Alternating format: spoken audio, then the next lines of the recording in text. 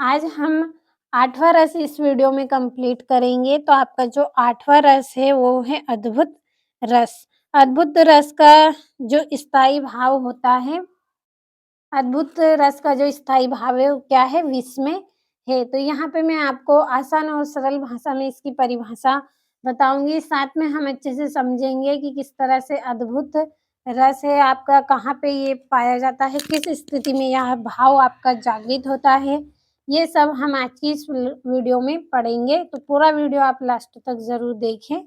शुरू करते हैं इसकी परिभाषा।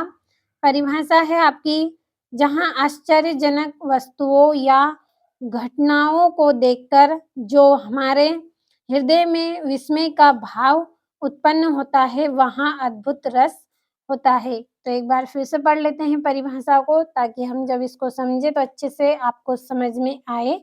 तो क्या है? जहाँ पर आश्चर्यजनक वस्तुओं या घटनाओं को देखकर, कुछ वस्तुएँ देखेंगे, कुछ घटनाओं को देखेंगे, तो उस स्थिति में हमारे मन में क्या हो?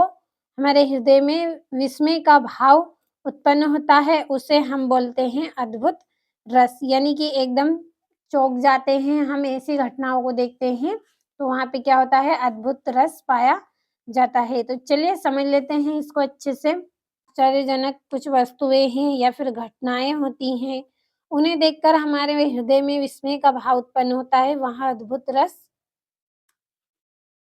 विस्मय का भाव उत्पन्न होता है, वहाँ पे क्या है? अ, अद्भुत रस पाया जाता है। तो समझते हैं परिभाषा को कि देखिए, कुछ वस्तुएँ, कुछ ऐसी वस्तुएँ हैं जिन्हें हमें देखकर क्या हो? हमारी आँखों पर विश्वास ना हो हमें। मैं आपको यहाँ पे समझा रही हूँ केवल कि कुछ ऐसी वस्तुएँ हम देख लेते हैं जिन्हें शायद हमने कभी देखा ना हो, और जिस तरह से वे वस्तुएँ हैं, उनकी बनावट होती है, उन्हें देखकर हम आश्चर्यचकित हो जाते हैं कि क्या इस तरह से वस्तुएँ भी बन सकती हैं, ऐसी वस्तुएँ भी हो सकती हैं। तो इस तरह से क्या है? हमारे मन में वहाँ पे आश्चर्यजनक भाव उत्पन्न हुआ है। ऐसा भाव जो हमें क्या है? विस्मय कर रहा है, यानी कि सोचने पर भरोसा नहीं हो रहा है कि हमने इस तरह की वस्तुएँ देखी हैं। या फिर कुछ ऐसी घटनाओं को देखकर जो क्या है? हमारे हृदय में विस्मय का भाव उत्पन्न करती हैं। यानी कि हमें चकित कर देती हैं, एकदम चौंका देती हैं। इस तरह की कुछ घटनाओं को हम देखते हैं, तो उस समय, उस स्थिति में जो भाव हमारे अंदर उत्पन्न होता है, वो कौन-सा भाव होता है?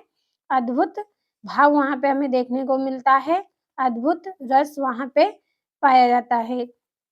समझ में आई होगी परिभाषा आपको कि जहाँ आश्चर्यजनक वस्तुएँ या घटनाओं को देखकर जो हमारे हृदय में विस्मय का भाव उत्पन्न होता है, वहाँ अद्भुत रस होता है। तो ज़्यादा कठिन नहीं है, केवल समझना है। 1-2 बार परिभाषा आप पढ़ लेंगे, तो आपको कंप्लीट अच्छे से हो जाएगी। अब इसका उदाहरण क्या है, इसको भी हम पढ़ लेते हैं। तो आपका उदाहरण है, बिनु पद चले सुने बिनु काना, कर बिनु कर्म करे विधि नाना, आनन रहित सकल रस भोगी, बिनु बोनी वक्ता बड़ जोगी। तो ये आपका यहाँ पे उदाहरण हो गया है। अगला उदाहरण है आपका, इससे शायद आपको परिभाषा अच्छे से और समझ में आएगी। दूसरा है आपका, सारी बिच नारी है कि नारी बिच सारी है, कि सारी ही की नारी है, कि नारी ही की सारी है। तो ये आपका यहाँ पे उदाहरण है कि इसका ज़्यादा अर्थ तो मुझे पता नहीं है, लेकिन फिर भी मैं आपको यहाँ पे बता रही हूँ कि यहाँ पे साड़ी के बीच नारी है, यानी स्त्री है, कि स्त्री के बीच नारी है। इस तरह का ये आपका यहाँ पे उदाहरण है। इसे देखकर क्या है? हम आश्चर्यचकित हो जाते हैं। हमें समझ में नहीं आ रहा है यहाँ पे कि यहाँ पे हमें स्त्री दिख रही है कि साड़ी है, कि स्त्री है कि साड़ी है। इस तरह का ये आपका यहाँ पे उदाहरण है, इसका अर्थ ये यहाँ पे निकलता है। जिस तरह का मुझे यहाँ पे पता था, मैंने आपको बताया है। आप अच्छे से इस परिभाषा को कंप्लीट कर लेंगे।